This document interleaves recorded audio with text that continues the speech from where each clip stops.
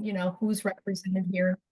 Or, go ahead. If you are, if you've already joined this meeting, please add your name, role, and location in the chat.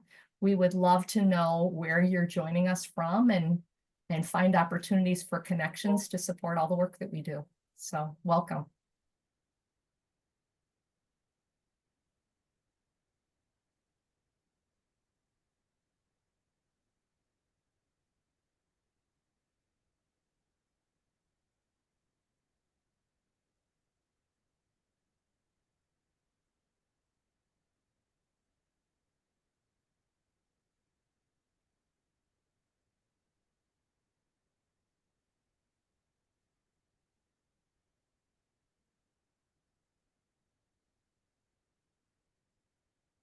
Wow, we've got a good range here all across the country. Coast to coast and in between.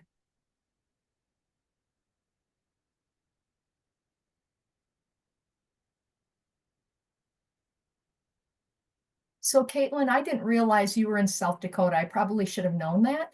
So do you work with Barb Demke? Or Beth Demke? Sorry, Beth Demke? She's North Dakota. Oh yeah, you're South Dakota, that's right. But we did connect at the convening in Chicago because we just happened to sit at the same table too. Oh, So she's great. Yeah.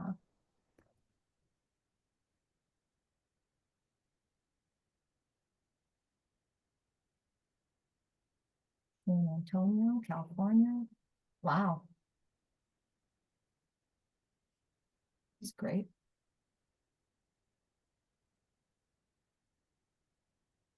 So Amy, do you think we should give it a couple more minutes? Wait till 7:05? Yeah, let's do 05. That sounds good with folk. Okay, sounds good to me. I think a couple people came in right after we introduced Lisa. We're just all sharing in the chat. If you haven't yet, your name, where you work, what you do, who you work with, and where you're joining from today.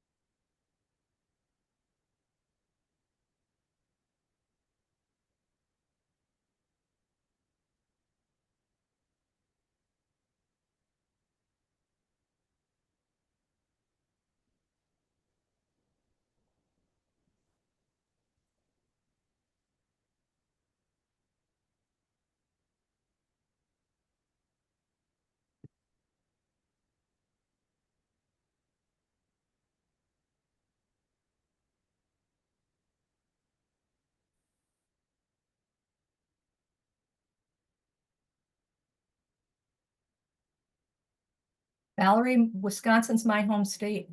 Fellow cheesehead.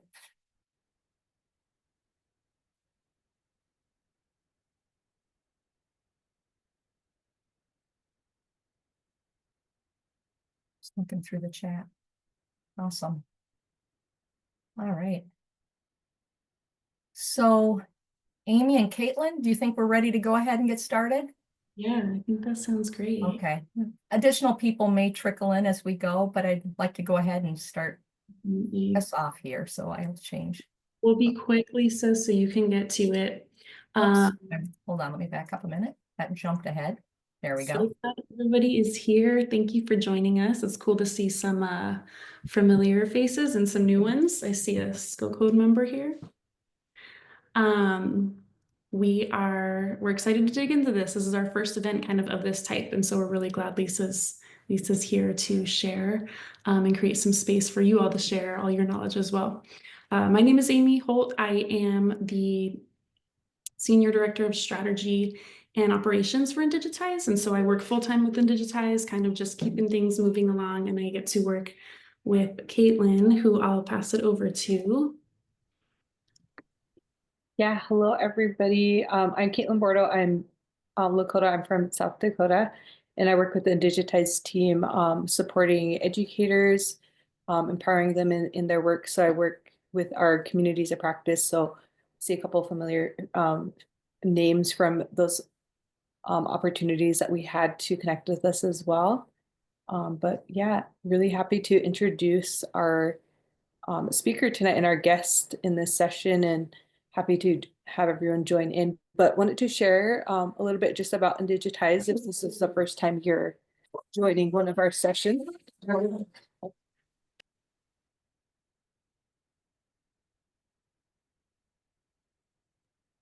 So we could go to the next slide.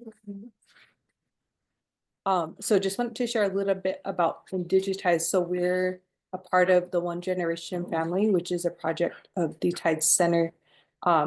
And the work that we do is engaging with Indigenous youth in computer science education to promote positive change in their communities through technology and those advancements as well. So some of the work that we do is we partner with schools and district to implement community-led CS programs and support teachers like in the communities of practice, like I just shared. So our current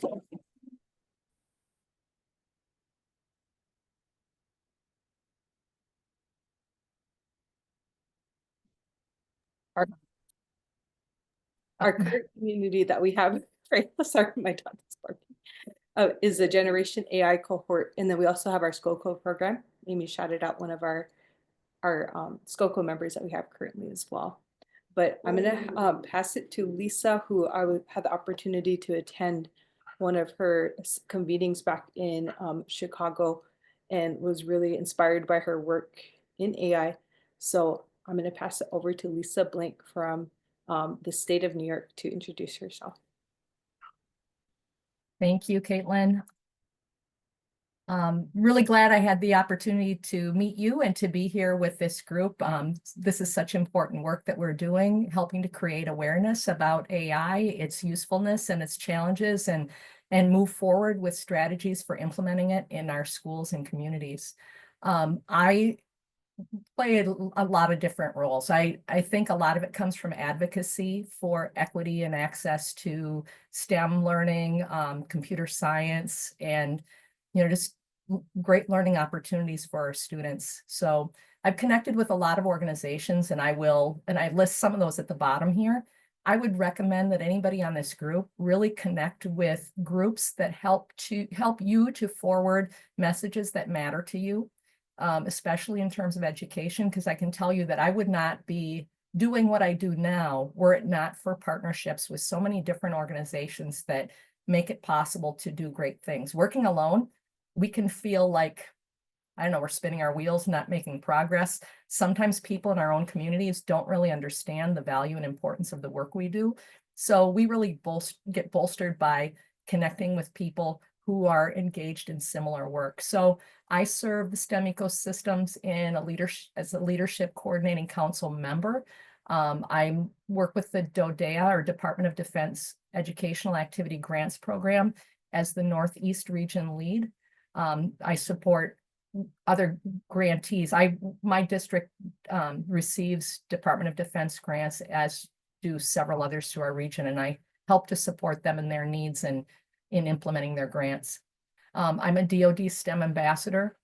If you're not familiar, I suggest you go to dodstem.us. There are so many resources there to support STEM education and career-connected learning that I think you'll be really amazed. I've been fortunate to learn a lot about that programming through the ambassador program. I've been a lead STEM fellow, and I help to support the lead STEM programming through STEM ecosystems. I'm currently an NSTA STEM fellow, so if anybody's going to the NSTA conference in Philadelphia, I hope to see you there at the end of March. And I've also served as a STEM equity ambassador, helping to create equitable access to STEM learning opportunities for all of our youth. So across the bottom, I just list some of the things I've been involved with and some things that really stand out to me that I would encourage you to get involved with. STEM ecosystems. Most states, there are over 100 STEM ecosystems across the country. Some are at a state level and some are within local communities. In New York, they are established by mostly by economic development zones across the state, and they have been incredibly helpful for local connections in STEM programming. Lead STEM is a leadership program that if you're involved with STEM ecosystems. Barb, did you want to say something? No, I'm sorry. Somebody walked in the room and I was asking them to wait a minute. I'm sorry. Oh, no, I thought, well, Barb's very involved with STEM ecosystems, so she knows a lot about this. So she's a person that if you wanted to reach out later, she's got a lot of answers about what STEM ecosystems can do for your communities, and the TIES organization that serves as the backbone for that organization. Again, Lead STEM is a leadership organization. Within the STEM ecosystems, there's a group that meets monthly called the Rural STEM Ecosphere that really works to promote STEM engagement in the rural communities. If any of you know Kelman Manis, he's a good friend of mine who I lead this with Kelman and Beth Demke out of North Dakota and Joanne Coggin out of British Columbia. Digital Responsibility is an organization that really spurred this work for AI and digital literacy. Carrie Rogers Whitehead has written some books, and I've worked with her. In fact, I presented with her in Chicago in October on this topic. And again, CSTA, I know you're very involved within your organization with computer science, involved with that. My local state organizations that are in computer science, and TGR Foundation, I have to list because they sponsored me also with my DoD STEM experience. And TGR Foundation offers free STEM professional development, and I would recommend you check into that. And if anybody has any questions about any of those things, let me know. But there's just the opportunities for educators there to learn, low cost, sometimes no cost. There are scholarships, just a lot of opportunities for everybody. So when people think of New York, they think New York City. I want to make it really clear that I'm very rural. The arrow's misleading, but I actually am right up here along the US border with Canada in a very rural region near Fort Drum. So it's military connected. In fact, Fort Drum is what my family moved here because of my husband's job as an air traffic controller on Fort Drum. But it's very geographically isolated, rural, low income. We're Title I schools, high rates of free and reduced lunch. So very similar to what you experience, and a far cry from New York City. So, we've got a very transient population as well because of the military connections. And just a little bit about my district. We've got nearly 4,000 students, so it isn't a huge district, and we're only 18 miles from Canada.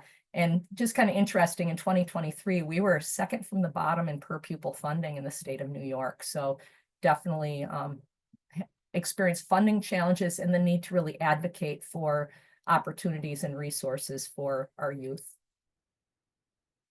So as we go on, I just wanted to talk a little bit about some norms. And I know that when we engage in these communities, sometimes people give you these list of, like, these are how we will operate in this room. I really like these because I'd like to encourage all of you to step up, meaning that engage in the conversation. We're going to have a couple of breakout sessions, and I'd like everybody to join in. Make room for others. I know I tend to talk a lot sometimes and need to sometimes just step back and listen and make room for others. Collect the wisdom in the room. You've got a lot of people here with great ideas to share from all across the country. So I hope this is a great opportunity for you to collect. And think and speak in drafts, meaning that, keep it short to the point so everybody can have an opportunity to have their points of view shared. Another thing about how I like to organize my professional development, if you've been involved with science teaching, you are probably familiar with the 5E lesson plan.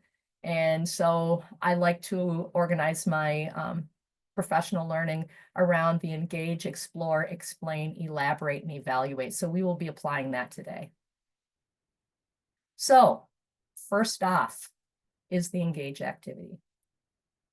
So we're going to take a few minutes here, and I would like everybody to join menti.com. A link will be provided in the chat. And if you want to use a phone, if you've got on a device and you want to use your phone, you can scan the QR code, however you choose to join.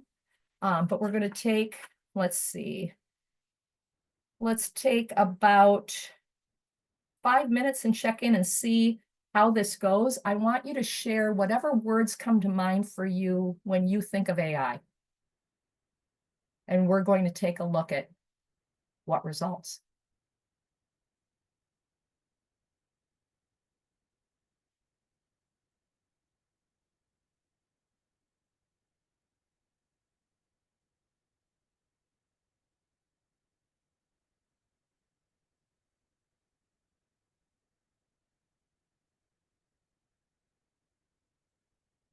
I will share, but I don't want to influence anybody yet.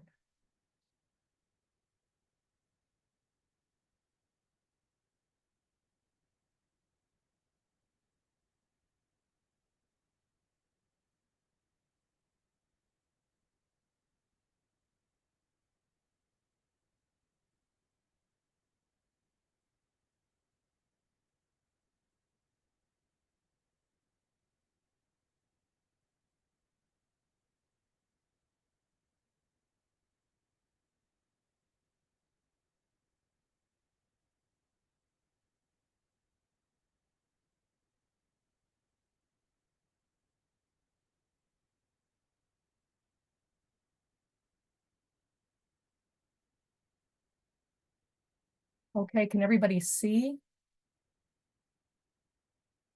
You're able to see the word cloud? Yes. Okay.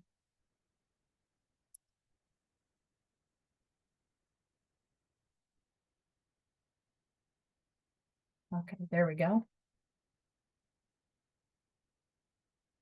So we see a good mix of words here as we consider this question, what comes to mind when you think of AI?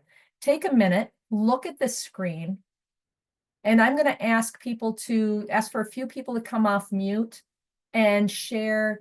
Is there anything that surprises you based on what you see here? Anything that, maybe anything that surprised you, anything that you didn't think of that's here that you would have added? Just comments to that regard. What are your thoughts as you see this? Don't be shy. This is the step up thing. I think it's a great representation of the different perspectives of AI, from scary to deep to data privacy to innovative to change to fast. So I think it has a good representation of what it all entails. Yeah. Thank you for that. Did anything stand out to somebody? That I think there's a word that's here that I haven't seen. I've done this a couple of times with groups, and there's a word here that's really interesting to me, and I'm really curious. I'm not asking you to read my mind, but did any one thing just really pop out and make you think, wow, that's pretty important? Please come off mute and share.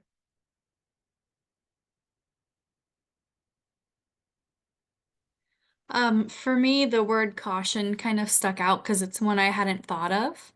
Yeah. But it's true that, it is innovative, it is a tool, it is, a partner in our work, but we do need to approach it with caution and with wisdom as we're using it in whatever our field is. That's a very good point. Let's take one more. To piggyback off that, I was thinking humanity. When we think of AI, it's kind of the opposite of humanity, but I think it requires that human component to evaluate and really trust the AI. So you have to have that human component in there. I agree. I'm going to take a couple more. I saw Krista's hand and I saw Jenny Lou's hand go up. So, Krista? Yeah, I was really excited to see more time for teaching. Lisa, so many teachers I always get the question, is this going to replace what I'm doing in the classroom? And to see this pop up on this Menti is really exciting, that people are seeing it as a tool that allows them more time for that student-teacher talk and think, and really getting deep into education versus some of the other things that we've seen lately. I agree. And I would add to that, one of the things, I didn't know it was AI, machine learning kind of applications coming into play. But I remember several years ago thinking, we've got the capacity with computer science to be able to take the assessment results from our kids and really, use that data to fine tune what we are asking them to do. What practice do they need? How do we direct their learning in a really meaningful way? And we have reached that, right? We've done that. I mean, I used to manually go through quizzes and tests and think about individual needs of students. Now we can expedite that thoughtfully with the data that we have. That's really powerful. All right, Jenny Lou. I'm looking at the word divisive. I haven't seen it before. You read my mind. Yeah, but I'm like thinking about it. It's not just like between me and other people. It's like me within myself. I'm like kind of caught up with, do I use it more often than I use it? How do I use it? When do I use it? And to whom do I use it for? So those kind of questions makes me think that am I pro or against? Sometimes I'm pro, sometimes I'm against. So if I engage in conversations with other people, sometimes I see people who are really against it. At this point right now, I don't have very many co-teachers wanting to use it, and that's causing a divide in the cohort. And me, do I wanna advocate for it for proper use where other people would tend to look at it adversely in the first place? So that kind of thing. Yeah, it's a challenging place when we, as a culture, are very, I think we're very binary, right? It's either good or bad, this or that. There's not that gray area in between.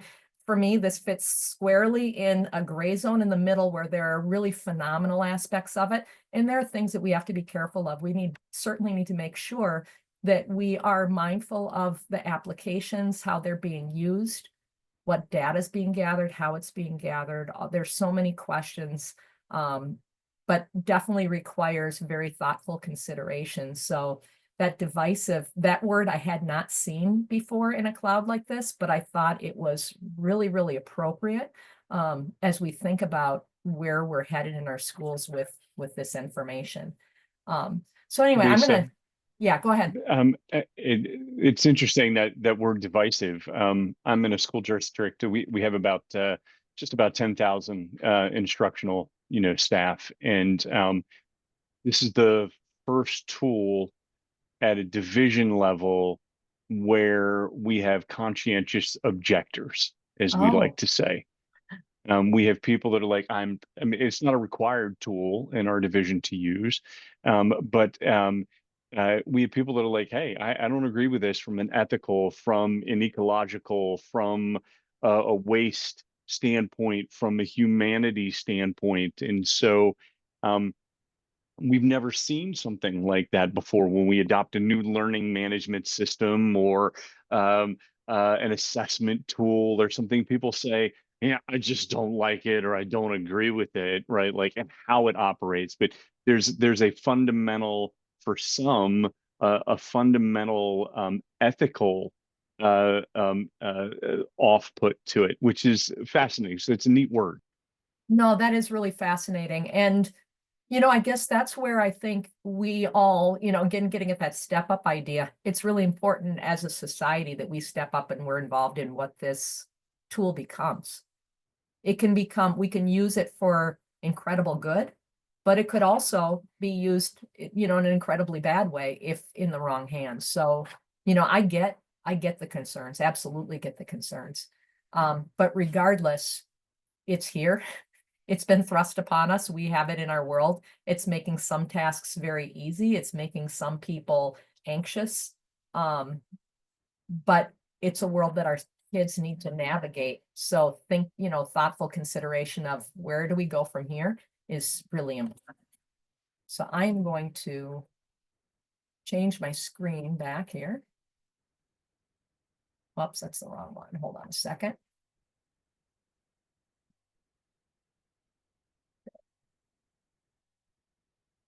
Okay. So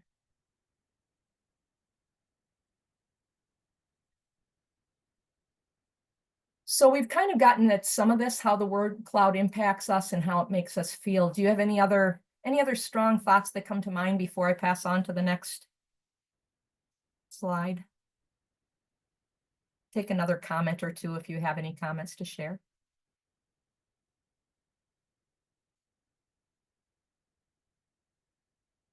There's some messages in the chat. Look and see what's here.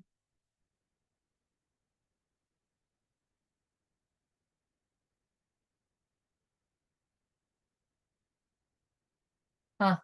Okay, so this is interesting. Josh said the image is a word cloud that you put this into Chat GPT or something? I Joshua, did, yeah. I you wanted explain to that? see what the image recognition on it would do without the title of what we were asking for. But its memory of me knows me a little bit too well. So it said, "Oh, well, you're doing a whole lot of AI work." So I would guess, thanks, ChatGPT. Well, that's interesting. So they did a pretty good job with the picture, didn't it? And I see a comment from Shelley. It's been a struggle. She loves it and is excited, but it's also a challenge. Yeah, I totally agree. Everyone's aware of its existence. Yep, definitely. Okay, I'm going to carry on then here. So we're going to move on to the explore phase. And so we want to think about where we've been, where we're headed. So disruptive change is something culture has dealt with since the dawn of time. If we go back to the 1600s and 1700s, we were dealing with an agricultural age. And what were the innovations that were disruptive at that time? Please come off mute and just shout out. You don't have to pause. Just what disruptive changes occurred during the agricultural age?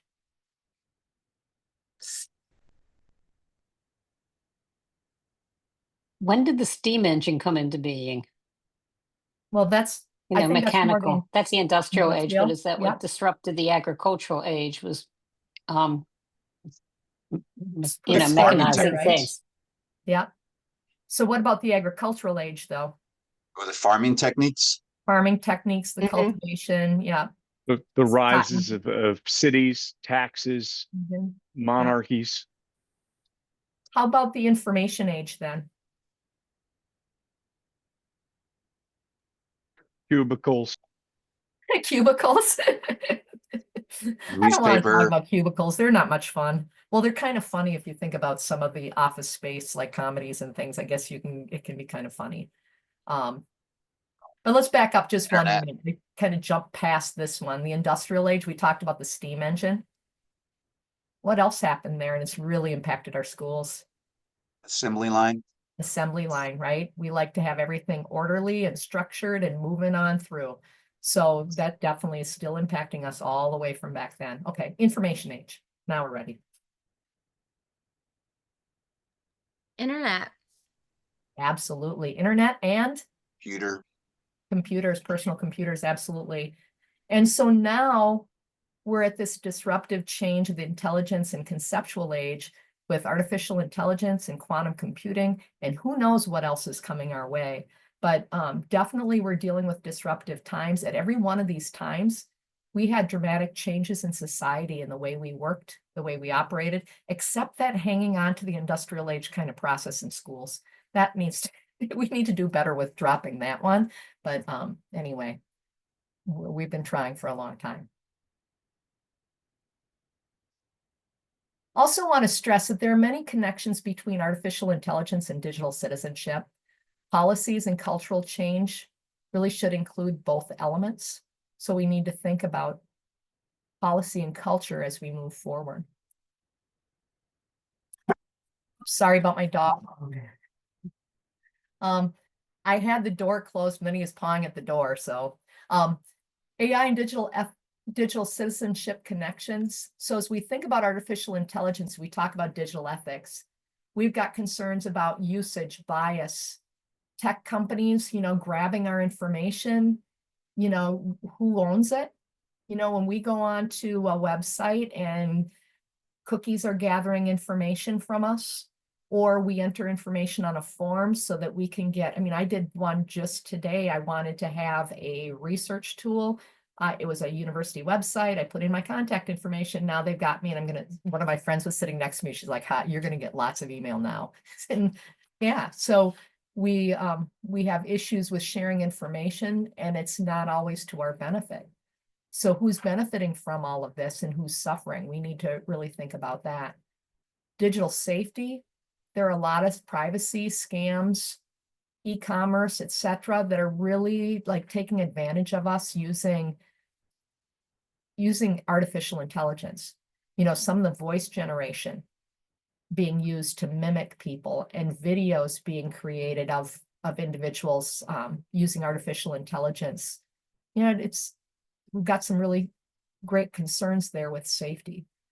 Digital wellness, a lot of concerns there, and it's really tough in schools. I mean, I just was looking today at the screen time of children across the grade levels, and at 7th grade, it was Education Week, I think, article. I don't have it handy, but 144 minutes was average for a 7th grade student on computers or on devices during the day.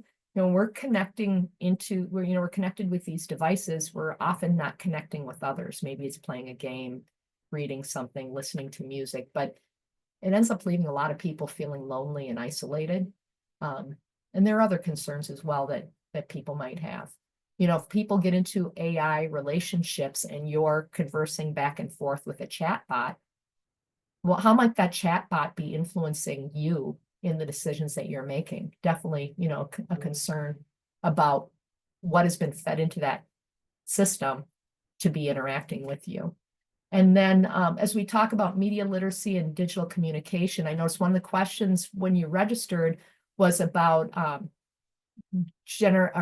I'm not thinking of the term right now, but when you are creating things with AI, who owns it? Is it yours? Does it belong to Claude? Does it belong to Chat GPT? Does it belong to Canva? Does my slide deck belong to me? I think so. It's got my information in, but to some extent, when we're using these platforms, you know, there are questions. And how do we communicate, advertise, you know, what does this all mean for misinformation? There's so much to consider. Something to think about as we're teaching about AI, I think, you know, we've spent a lot of time at these lower 2 levels where we're learning about what the tools are. We're maybe learning what artificial intelligence is, what it's capable of. We use it, we test out a variety of tools. A lot of people are using Magic School AI and various other tools in schools, Canva.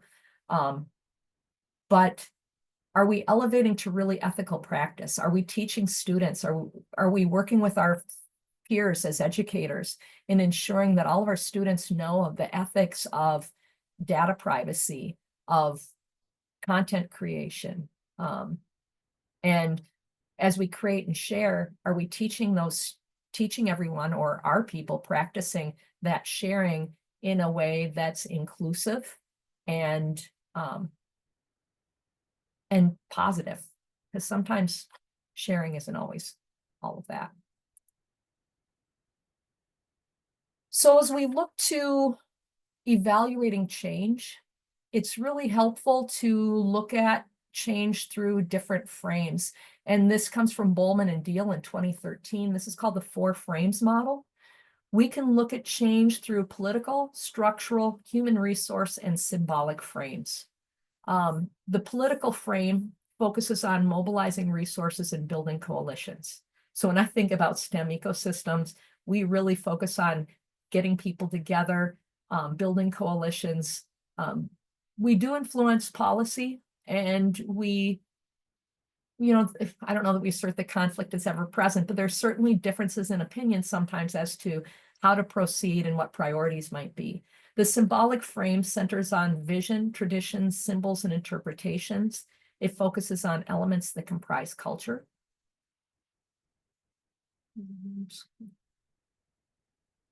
And just a little bit more in terms of those 2 frames. Political frame often deals with coalitions of stakeholders. They're addressing differences in values, beliefs, and information. Decisions are often made with scarce resources. And I talked about conflict, usually striving to overcome some sort of a challenge. And there's often bargaining and negotiating. In the symbolic frame, culture is a product and process. Values characterize an organization, and we see a lot of organizations they come about around some core values. The values influence traditions, rituals provide structure and meaning, and ceremonies stabilize resources and convey a message. So how does this come together, and what does it look like in terms of, I focused on those two frames because we often can't control, from a leadership perspective, we can control the human resources and the structural frame somewhat, but not all educators can really control some of those things, but we can operate over here. So symbolic frame, how will I affect your school culture? What are some of the ethical concerns? Those were already shared a little bit, about some people are opting out. They're concerned about it so much that they don't want to use it. The political frame, what does AI policy look like? Do we have a policy? One of the conversations in my school just yesterday morning is, do you have a policy or position statement? A position statement is more open. And so a lot of organizations are opting to have position statements about the use of AI rather than policies. Policies require board approval. They're more formal. But a lot of parents are concerned about, what is my school doing with AI? And what does that look like for my child? What stakeholders need to be involved in the process is important. From the human resources frame, how are staff feeling about AI? What can we do to support staff during this ambiguous time? How do you help some of those staff? Your school has adopted maybe a student information system that applies some artificial intelligence tools to better understand patterns in student data. How do we help staff feel more comfortable with that? The structural frame, do we have enough staff to implement any policy, and is there a budget for any new AI-powered software? Always a challenge. So those are some things for you to think about as we look at a needs assessment. I'm going to take about 15 minutes here, and we will check in. Caitlin, Amy, and I will check in on the groups. What we want to do is explore the needs in your environments. And so I have a tool that's going to be shared in the chat. You can either use a PDF version of this tool or it's in Google Sheets. I want you to realize that there are drop downs here. So taking the pulse, how much do you know about artificial intelligence? So do the self-assessment based on your knowledge. And then on the right-hand side, we want to know how much your students, children, colleagues, you could choose one or group them all together. This is up to you. This document is for you. Going through the same questions, thinking about your knowledge versus your school community or your organization's knowledge. And so let me just back up a minute here. You're going to ask what is wanted or needed, what challenges currently exist, and there's room for you to add other if the options for checkboxes do not fit. What are potential solutions to the problems? And then what feelings are dominant? So you'll see there's a drop down with a variety of feelings for you to address related to artificial intelligence in your environment. So I'm going to back up a minute.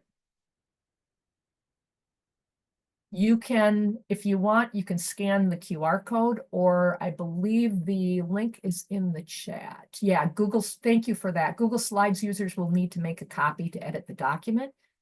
And Caitlin and Amy, do you want to explain the process for the breakout rooms?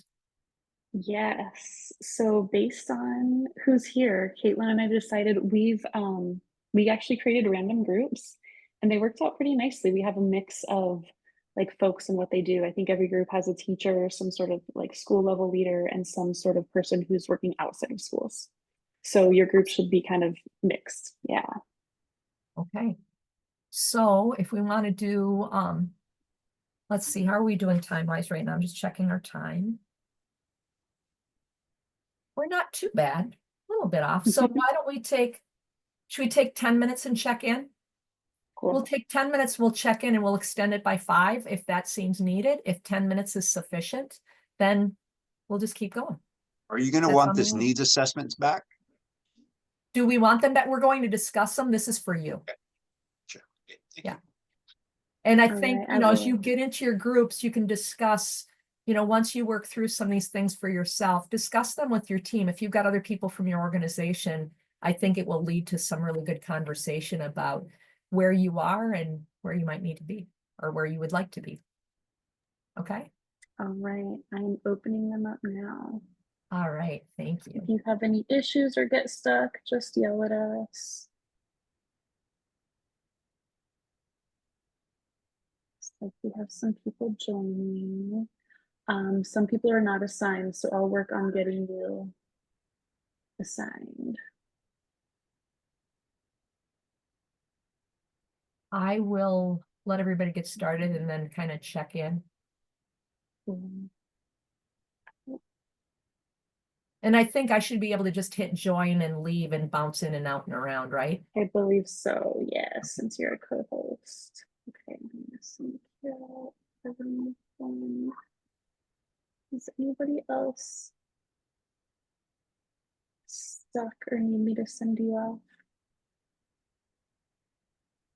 I see some names here, but I think I've sent them all. They're frozen.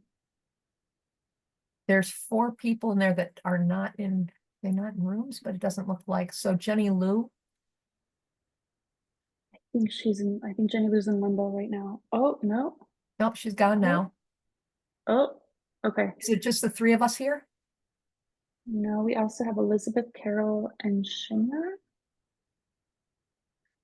Maybe I will try, You try guys, to move. I'm gonna have to be dismissed. I'm not feeling well. Sorry about that. Oh, I'm so sorry. sorry. I hope Thank you're We're you. better recording soon. this, so we'll share it out with folks later. Okay. Thank you so Okay, much. hang in Yeah, there. hope you feel better. Okay. Bye. It's like Elizabeth is connecting to audio too. Yeah, I think she might be kind of stuck. She's kind of grayed out here. Mm-hmm. So all the people who are listed there with the green dots, they're in the room. Oh, interesting. I don't see green dots. Oh, are you looking at the? I'm looking at the breakout rooms listing in my screen. Oh, I don't have green dots, but yes, everybody Okay. but Elizabeth is in a room 1 through 4. Okay. Mm-hmm. All right. I know they ended up being kind of smaller. A couple people dropped off. I had them all at 5. That's too bad. They don't want it. Sometimes people don't want to engage. They want to just be passive, and I'm sorry for that. Yeah. Can't control that. Okay. I'm going to turn up my volume a little bit, and then I'm going to hop into one of the rooms. Okay.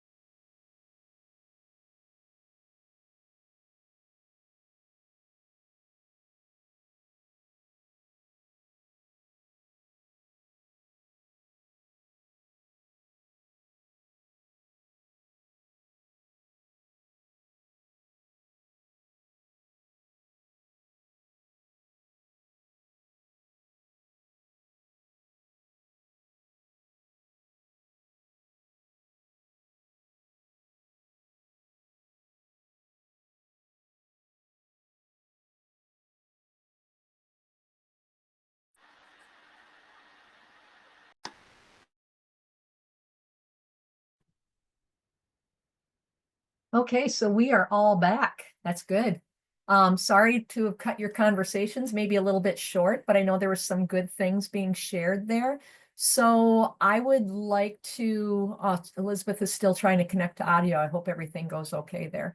I would like to just hear a little debrief from each group and just what are some of the gaps? And let me go back to my slide here. What are your organization's needs and what are your organization's gaps? And why don't we start with group number 1? If I can have 1 or 2 people come off mute and just share a couple of things that really stood out in your group.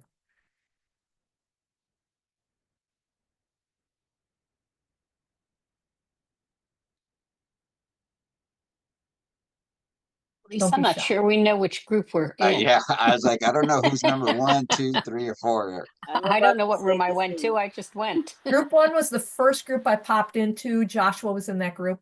I know that. Joshua, That doesn't mean you Stacy, have to be the Jenny Lou, spokesperson. Carolyn. I'm a Well, pretty big mouth already. Carolyn, you want to take it so people have to listen to less of me? You were synthesizing very well for us. I think I can give a brief overview, I guess. We were kind of just talking about Jenny Lou's situation you said it was 6 through 12, and just kind of the hesitation to be employing any kind of AI tools. And when we examined it further, I think she expressed that it was mostly just a lack of training opportunities and lack of time to train teachers on how to use it appropriately and how to use it as a tool, and that it's not, this big scary thing, but it's kind of a work partner. But that the tricky part is you need to find, the people in your organization or in your school who are willing to take that on or who have a passion for it and are willing to kind of be the advocate, or else, nothing's going to get done. And so where do you find that person? And then where do you find the time to train that person? And then where do they find the time to train everybody else? Does that make sense? makes total sense. Yeah, usually there's some sort of, there are tools that'll kind of get people hooked. Hopefully you find those, but we can talk about that more later. How about group number 2? Amy, do you remember who was in that group? Look at the rockets. Group Sweet. 2 was Krista, Perfilia, I'm so sorry if I mispronounced it, correct me, Yvonne, and Benoni. Yeah, I'll go. I'm Perfilia, and I just shared about how our district is behind in learning about AI. I went to a training last week, a one-day training on Chat GPT. It was interesting what it can do, to find out what it can do. And then we were told by one of the IT people that was there that our district or our board members have to approve it before we get access to Chat GPT. So in the meantime, we just have to use it on our personal computers, and set up a personal account for ourselves. But I really like the things that it could do. I mean, even setting up SMART goals for us, which is usually something that we dread at the beginning of the year, SMART goals. And a lot of other things. And I introduced it to my coworkers, and they didn't know anything about it. They didn't know what it could do. So I thought they had access to what we had when we went to the training. They gave us access to Gemini, but the other school districts that were there had Chat GPT, and I found out that my colleagues didn't have Gemini also. So I've been using Gemini since then for planning a lesson plan for field trips, and also making a lesson plan for our supply orders. So and for me, that was really interesting. So that's what we shared, how, some school districts are behind. And what's the cost, Perfilia, of that being behind? Like when you think about how this has benefited to you, how would you explain the cost to not having that access to to others? I don't think it will really affect anyone because there's a lot of, well, in my school, that is, I think they'll be hesitant about using it also. They're not gonna embrace it like I did. So, and then I think, we have 17 schools, 16 schools in our district. And about 12 schools are on the reservation. So the reservation portion, I don't think they're, ready for it yet. Just curious, how big are the schools? Like how many students roughly in the reservation schools? Oh, over 1,000 combined. Oh, Yeah. okay.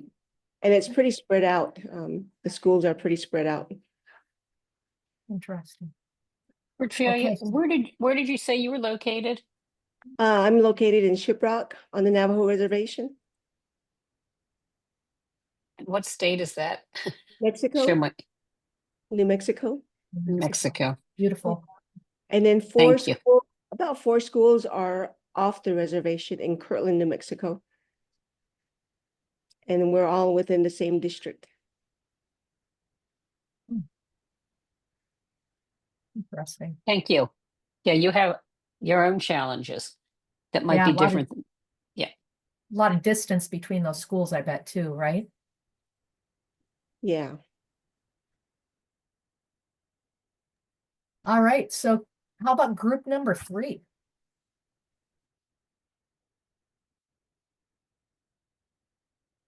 I know Barb was in that group. Oh, okay. I was going to say when you get to 4, we'll know who we are. But when you get to 3, I still don't know if I'm 3 or 4. You say I'm 3? You're 3. Because I didn't make it into group number 4. I intended to, and then all of a sudden the time was just gone. Who else was in my group? Sandra, I think. Oh, okay. I'll go. I was in the group with also Mary June, and she's also from my school. Yes. We are teachers at Torreon, Natnezin on the Navajo Reservation near Cuba in New Mexico. We have a school of about 113 students, K-8, and we are also our issues are internet. And I think the main thing that our principal wants us to do is to introduce AI into the classrooms. And I know it's very helpful to us teachers, but I don't know, I guess we just want to see how we would be able to use that in the classroom for kids so that they're not just fully dependent on that. And, are they going to be able to learn on their own, or are they just going to depend on that to complete their work? Stuff like that is what we're kind of asking each other, and the different kinds of tools that we can use and introduce in the classroom is also what we're interested in. Do you want to add anything to that, Mary June or Shanna? Yeah. Oh yeah. So I just want to share. I use Chat GPT a lot for my paperwork, especially for my my objectives, my lesson plans, because it would make my work easier, and it would I use Chat GPT just a guide, not really to depend on it. But yeah, I really wanted to apply it to my students, but yet we need to ask permission from the board if they approve it. And also, yeah, and then we want more ideas on how to relate it to other teachers, and also to help our kids apply Chat GPT without fully depending on it.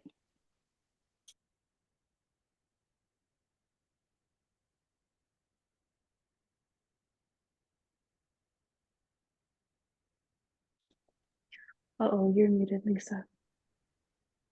Sorry.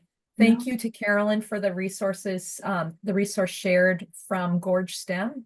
That's got some great resources that might help with some of the conversations just discussed. And we have a compilation of resources. It can be a giant rabbit hole to go down, but there'll be good things to choose from and look over at the end of our session. Group number 4. That's the one that I did not drop into, and I'm sorry about that. If we can have somebody to share like some of the topics that stood out. for needs and gaps in your group.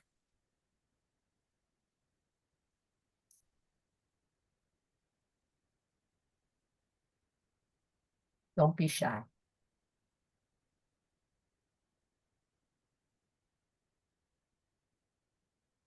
Yeah, Sandra mentioned that especially AI for lower grades is something of concern. It seems like there's a lot more for upper grades right now. I agree. Hi, can I Thank add you. something? Yes, please. Yeah, I'm from group 4, session 4 too. Me and Sandra and Mary June are in the same school district or same school. So one thing that I'm looking forward or still digging into information where can I see list of programs or platforms that are embedded with AI that we can use in the classroom, especially like a hands-on learning for students. Because yeah, the same thing with the paperwork. I usually use Chat GPT, and that's just for teachers to use. I was wondering maybe at the end of the session we can get some more resources or other platforms like fun activities that they can do embedded AI, because I once used Kahoot. It's been a while. So Yeah. when I tried Kahoot with the AI, it was so fun for them. It was so easy, and I get the chance to. I got more time to be with the kids instead of typing manually. So, yep, looking forward for that one. That's great. Right. Yeah, we have a lot of things to share, and that list is ever expanding. The rapid pace of change is kind of unbelievable. Any last comments about needs or gaps before we go on? I think we've got a lot of good comments there, and you really were very thoughtful in thinking through what your current situation is and where you would like to be. And I do think we've got a lot of things that will be helpful. And I'm guessing that Amy and Caitlin are probably going to have more sessions moving forward that will relate to this content. All right, so I'm going to get ready to share here again. Okay.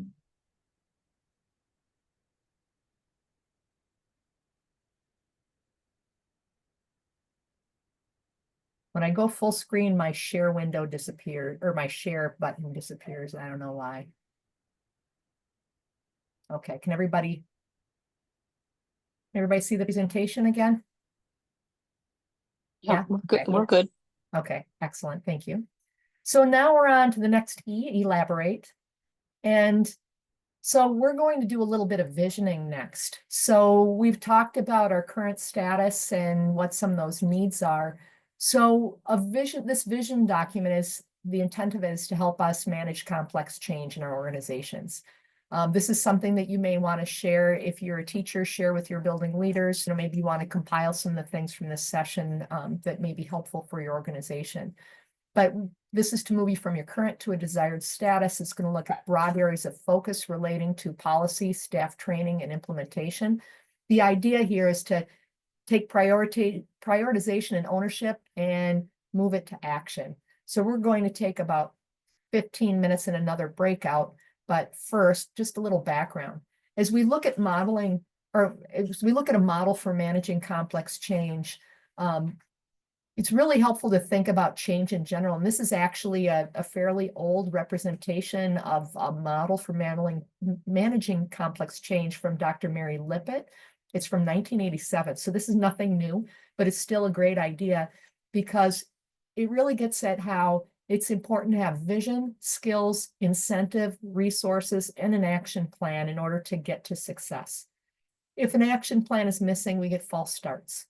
If resources are missing, we just get frustration. People want to do stuff, but they don't have the tools to make it happen. If incentives are missing, you're going to get resistance. You know, so if there's not a stipend for doing the extra work, people aren't going to want to do that usually. For skills, if skills are missing, people get pretty anxious when they have to try to teach something that they don't know what they're dealing with. It causes a lot of anxiety. And vision, if that's missing, it just causes confusion. If you've been in an organization that lacks that vision, confusion definitely results. So the goal of this activity is to help lead organizations through that visioning, skill development, thinking through incentives, resources, and that action plan to achieve success.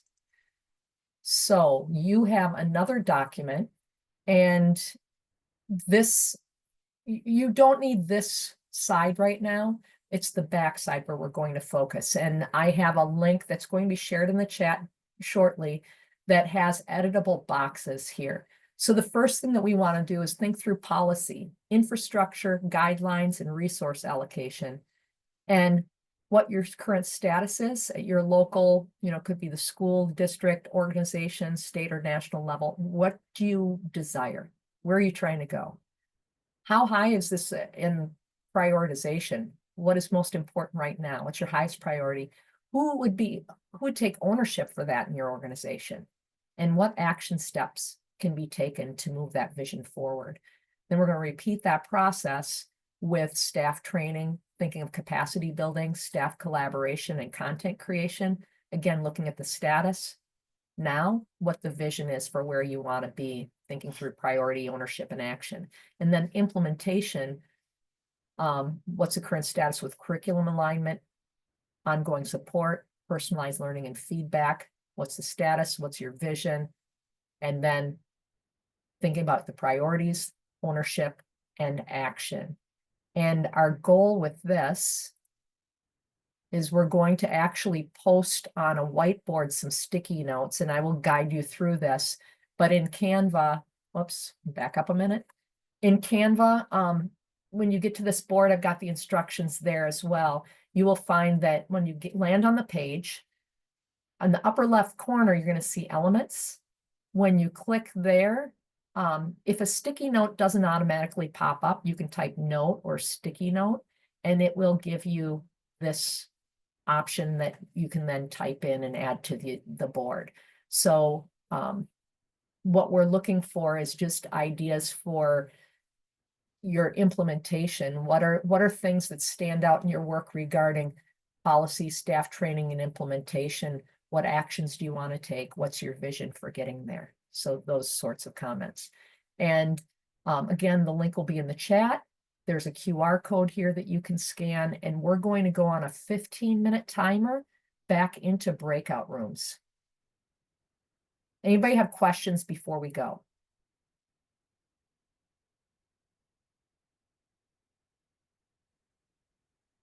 Actually, let's make that 10 minutes. Is that okay, Amy? Because otherwise we're going to run out of time. Let's make it 10 minutes. I just looked at the time and saw, whoops, we've had good conversation. Yeah. All right, we're ready? Okay. Let's go, 10 minutes. Open them up.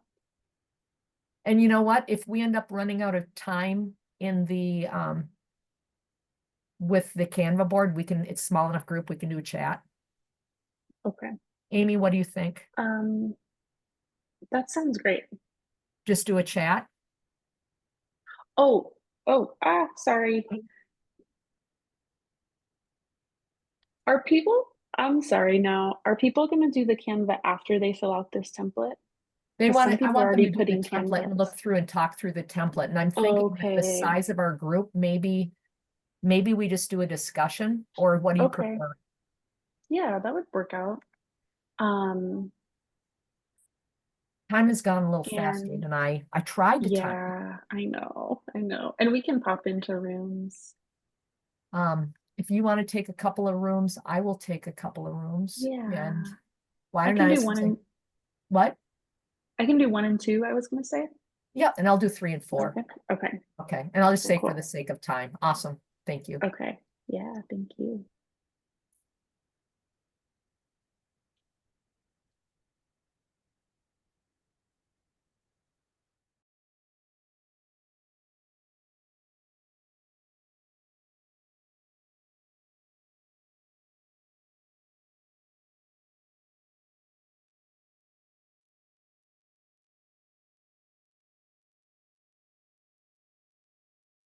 Hello.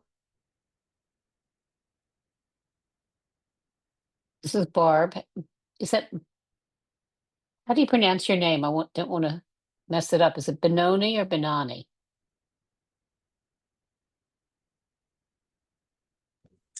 It's Benoni. Can you hear me? Yeah, I can hear you now. And where are you located? Oh, you're gone.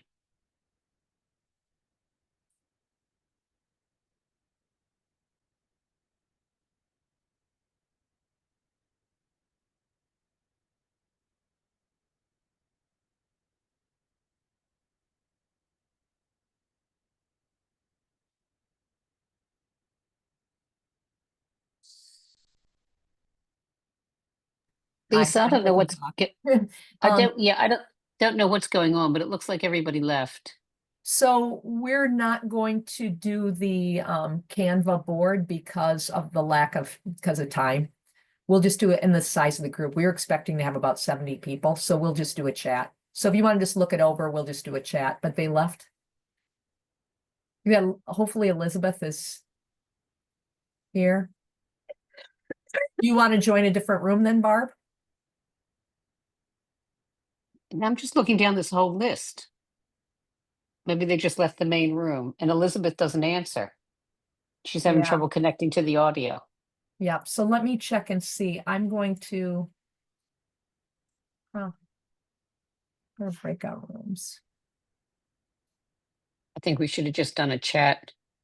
This room shows Shenna, Caitlin, well, that's and Angelina, but you're not showing on my list, so I'm wondering if something happened.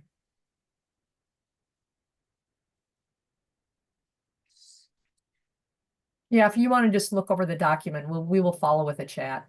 Or why don't I move, or if I move you? Because this is weird. It shows. Oh, you're room 3. Mary June Largo and Sandra SC. Something's not right here with these rooms. Right. So weird. I'm going to move you to room 4. Okay, I'm going to try Okay. moving you, Yep. all right? Yep, that's fine. Don't worry about it. Or just put me back in the main room and I'll hang there. Okay.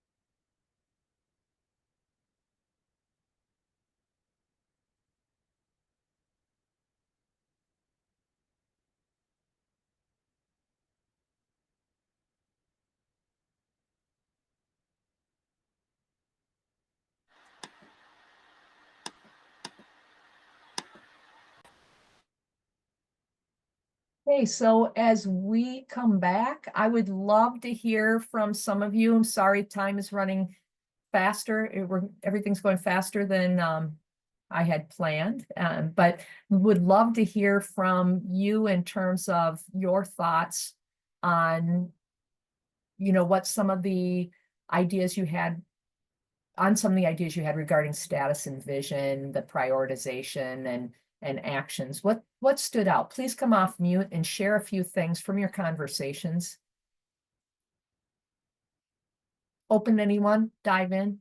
This is that step up part.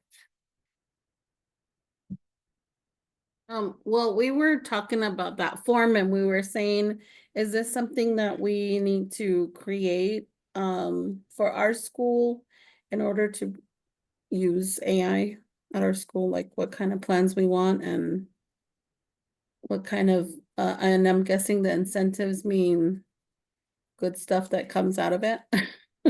Yeah, I think, Sandra, where it can be really helpful is if, let's say, you have a team meeting, or maybe it's a faculty meeting or something, or professional development where you're focused on AI, and you sit down collectively and think through, where you are as an organization and where you want to go. This is a place where you could start, like dividing up some of the tasks, maybe researching some of the tools, maybe set up some pilots. Maybe, depending upon your state and the policies, or your district and the policies, there may be steps involved with maybe talking to board members, or in the case of New York, we've got this big education privacy law that is a little bit onerous, that requires some footwork in terms of policy paperwork. So it offers you a starting point.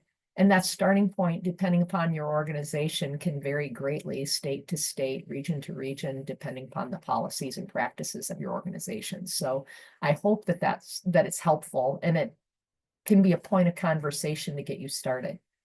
It's not an all-encompassing tool, but definitely I think can help to frame that conversation and lead you to next steps. Other thoughts?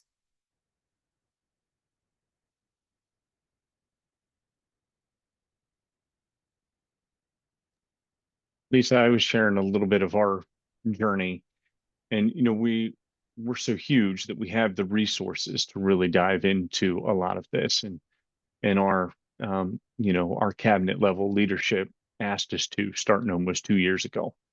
And so we've got policy, and we've got vision and guidance documents, and Awesome. we've got tools for staff, but still the biggest scare is student use, and students are cheating. And so I said, as we really considered our policy, we were also wondering, did we need to rewrite any of our existing policies on authentic work and plagiarism and things like that? What is cheating? And we came back and we said, no, we didn't. Those policies are still really solid, and this tool doesn't change that. What we have, or what this has made even more abundantly clear, is that we still have a large gulf in the assessment policies and regulations that we have, and in the practices that we have going on. Our division says that we value deeper learning and authentic problems, and authentic assessments, and yet the folks that are the most scared about these tools are the ones that are giving low level assessments that could have been Googled or now can be just auto written. And so it's not a struggle of policy or procedure. It's a struggle of culture at the moment, and that's a very different thing to engage people in, because that's not a quick thing. That's a long-term thing. Absolutely. And that's where I think having these conversations, sitting at a table with your colleagues about these different issues, and you could change the categories and make it other topics as you wish. But it's really important. And I agree. I really liked one of the things you said, Joshua, about the looking at your policies, and you didn't have to do anything special for AI because your other policies encompassed it. I was involved with the writing of the New York State Computer Science and Digital Fluency Standards. And one of the conversations we had people actually lobbying, like, you need to have standards on AI. There need to be standards specific to that. And when we looked at it, sat down, really thought it through, no, we don't. Technology is forever changing. And the policies that we have really cover it. They embrace it. The digital literacy topics, digital use topics, the programming languages, all sorts of things are going to forever be changing, right? But if you can have good, solid base policies, good, solid base standards that cover, that are broader and more encompassing and not tool specific, I think you're really good to go. So that's one of the things that was interesting, because I've been through on a couple of different levels that same sort of conversation. That's where maybe you have position statements rather than thinking through policies, and just something to think about. All right. Any other quick comments? Because we are winding down and we've got some great resources to share. And I know Amy and Caitlin have some things to share as well. So Amy and Caitlin, if you don't mind putting in the chat the link to the Wakelet, Yeah. I am going to share this. I won't have a lot of time to go through it, but let me see here. Lisa, are you a Wakelet ambassador too? I'm not a Wakelet ambassador, but I do love Wakelet. I'm going to skip some of these things. There's additional information here for you to go through if you want, but our conversations were so good. I was going to just talk a little bit about how AI really fits all the standards, and this is from the New York standards. AI encompasses every single one of them. But what we have is this Wakelet of resources. I don't know if you're I know that Jenny Lou is familiar with Wakelet, but there is some great stuff in there for you. So let me see here. Right here it is. Oh, I just closed it by mistake. No, I didn't. Let me bring it over here. Are you able to see my new Wakelet screen? Okay. So what I wanted to share with you is that in the left column, this is access to all of the presentation files, including the slide deck and the handouts for you. There's some Indigenous education resource material here that Caitlin and Amy have shared, and then a wealth of general resources, AI detection resources, the concern over cheating. There's some articles about that. Some general resources, from library to, all kinds of, there's just a wealth. And then digital media, some things from media relating to that, some books. It's well over 100 resources on here for you.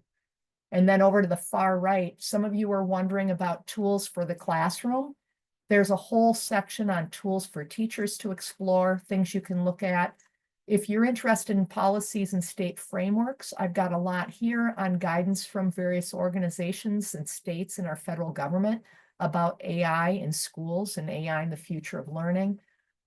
Some information regarding legal risks and challenges, though I'm sure I could add a lot more to update that there. And then some content specific AI for science, literacy, mathematics, even some content relating to health and PE. So all of that is there for you to use, explore, and enjoy. And if you have any resources that you would like to add to that, please do share. We're at 8:30, so I'm going to call it stop. Caitlin and Amy, you had some words about this certificate for attendance, right? There we go, Caitlin. Yes, I just dropped into the chat. And I'm sorry, I missed part of my copy and paste. If you don't mind filling out this survey real quick as you head out, we would love to get your feedback and use it as we plan future events. And Lisa also asked for it for her own planning. And then we'll use the email you shared with that to send you off your PD certificates. And those should be sent, I'd say by early next week at the latest, and you'll get them from Julia at Indigitize. Was that everything, Caitlin, for the survey? Yes. Okay. So there's some information on the screen about following Indigitize on social media. Yeah, if you want to follow us to keep up with resources or other opportunities, please do. We also have a newsletter you can sign up for, which you can find on our website as well. But yeah, if you want to stay in touch or other ways to get involved, we would love to. We're always welcoming new folks to our community. Caitlin leads a lot of really awesome communities of practice. And yeah, we're so glad y'all spent your evening with us. Appreciate it. Thank you, everyone. So glad you joined us and happy to spend the evening with you. Thank you so much.